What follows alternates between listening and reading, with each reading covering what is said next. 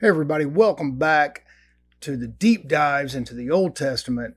We are in Genesis chapter 17, verses 8. We're at this point in the Bible where Jehovah just gave Abram the name change to Abraham, and he's given Abraham some gifts and some instruction. And so in chapter 17, verse 8, Jehovah gives Abraham, quote, the whole land of Canaan. So in effect, making him a king. And my question is, why do the people need such a king? This king is rewarded for screwing sex slaves. I'm reading right here out of my notes that he's not caring for what happens to the sex slaves. And a guy who pimps out his wife, Sarah, to the Pharaoh for riches, like all that's okay, and allows innocents to be punished for his deceit because he allows Pharaoh to be punished for his deceit, saying that Sarah, his wife, was actually his sister.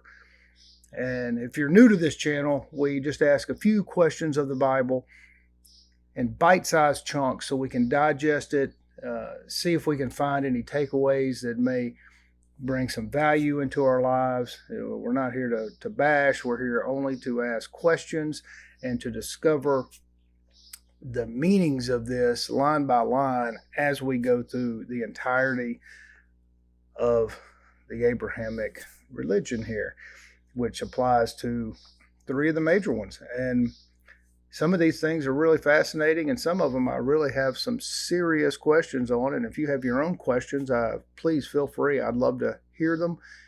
And anything that I didn't think of, or some questions that may seem a little off. If you get easily offended, you're at the wrong channel, because we're trying to figure this out for ourselves individually. And I appreciate you joining. And we're still in Genesis chapter 17, still in verse 8.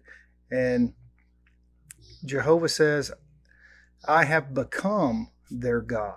That seems like a really odd statement, because wouldn't you have always been the God? I mean, you're the one who created everything according to this text. So why would you all of a sudden become their God?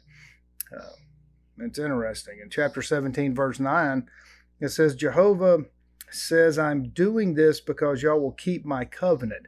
But as of yet, there's not really any covenant. Other than a mention of circumcision, and then he mentions it again in a minute.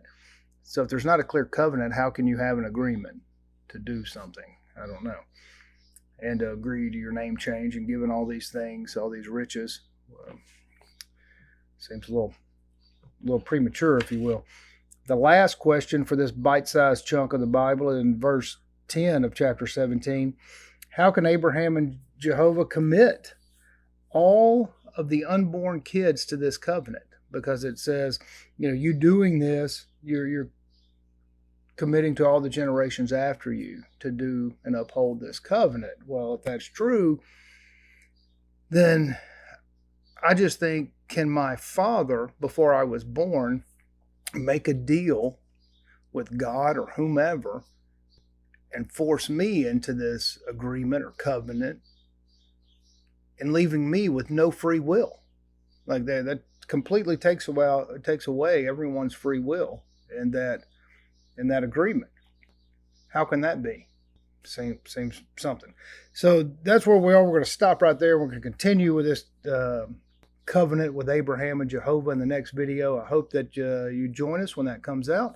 And if you like all of the topics and all the tools that I believe the infinite, the universal energies, the source of all things, God, unlike that is portrayed in a lot of these religious texts, gives us all sorts of tools of self-exploration, gives us power and tools to communicate and shrink in divides amongst each other, and to ultimately pray and meditate and connect to those energies, to God. We discuss all those on the Mystics of Texas. That's our other channel, and the mysticsoftexas.com. And if you're in the local area and you want to do these deep dives, or you want to come out here and meditate and see all the things that we do, and I'd invite you to come out and join us. It's a wonderful time of fellowship and great just great people. So thanks for joining us. We'll see you next time.